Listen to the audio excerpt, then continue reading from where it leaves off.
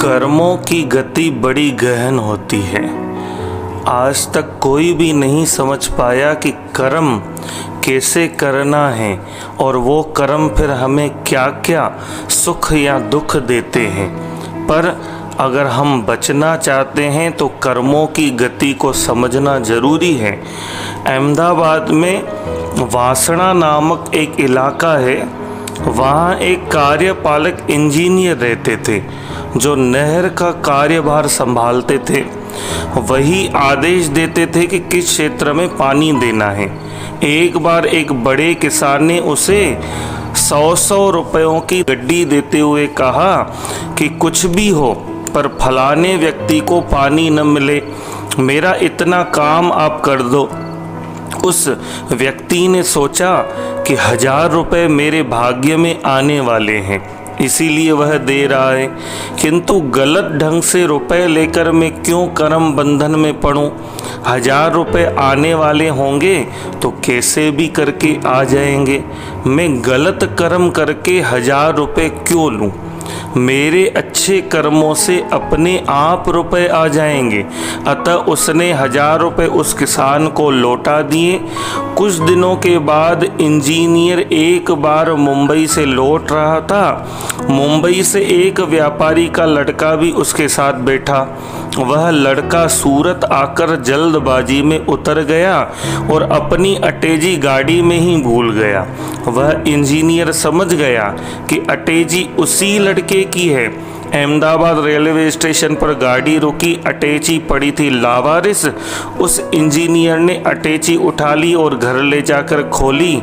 उसमें से पता और टेलीफोन नंबर लिया। इधर सूरत में व्यापारी का लड़का बड़ा परेशान हो रहा था कि हीरे के व्यापारी के इतने रुपए थे और इतने लाख का कच्चा माल भी था। अब किसको बताएंगे तब भी मुसीबत होगी। दूसरे दिन सुबह सुबह फ़ोन आया कि आपकी अटैची ट्रेन में रह गई थी, जिसे मैं ले आया हूँ और मेरा यह पता है, आप इसे ले जाइए। बाप बेटे गाड़ी लेकर वासना पहुँचे और साहब के बंगले पर पहुंचकर उन्होंने पूछा, साहब आपका फ़ोन आया था। साहब आप तसल्ली रखिए, आपके सभी सामान सुरक्षित हैं। साहब ने अटैची दी। व्यापारी ने देखा कि अंदर सभी माल सामान एवं रुपए ज्यों के त्यों हैं। अरे ये साहब नहीं भगवान हैं। ऐसा सोचकर उसकी आंखों में आंसू आ गए। उसका दिल भर आया। उसने कोरे लिफाफे में कुछ रुपए रखे और साहब के पैरों पर रखकर हाथ जोड़ते हुए बोले कि आप फूल नहीं तो फूल की पंखुड़ी ही सही, हमारी इतनी सेवा जरूर स्वीकार करना। साहब अरे 1000 रुपये रखे हैं ना। तो व्यापारी उस व्यक्ति को बोलने लगा कि आपको कैसे पता चला कि हमने 1000 रुपये ही रखे हैं।